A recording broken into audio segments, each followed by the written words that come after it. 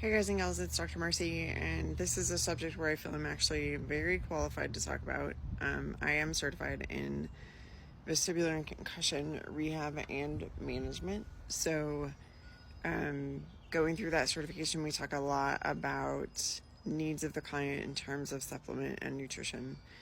And I'm going to see a client on Friday who had a concussion in December, January, so late December, early January.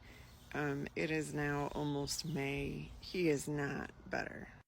He's been seeing somebody that says that they are certified in vestibular rehab up in the area where he lives primarily.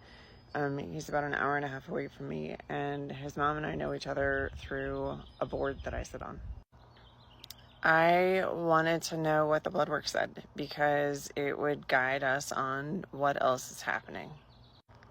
According to the literature from the American Institute of Balance, whenever someone experiences a concussion, we need to make sure that they are supplementing with vitamin E, vitamin C, vitamin D, and a good B vitamin.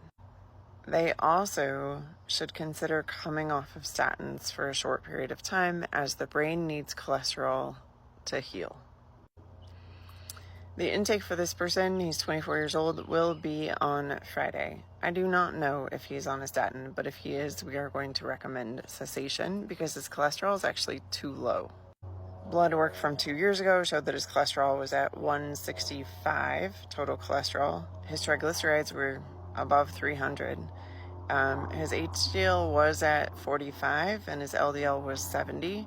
So those numbers looked fine, but the triglycerides being too high indicated a metabolic dysfunction, and the overall cholesterol being low is a problem for concussion healing. His cholesterol now is at 138, and he's started to have some GI issues. If you remember from about 8 months ago, I talked about how GI issues and cholesterol being too low go hand in hand, and that's because cholesterol is needed to get some of the food that you eat through the gut and out of your body. In the case of this particular young man, his vitamin D is also low according to the test, which means that it's very low for brain healing. Not surprisingly, his testosterone is also only in the 600s when it should be closer to 1,000. And there are some markers for autoimmune disorder on the blood work.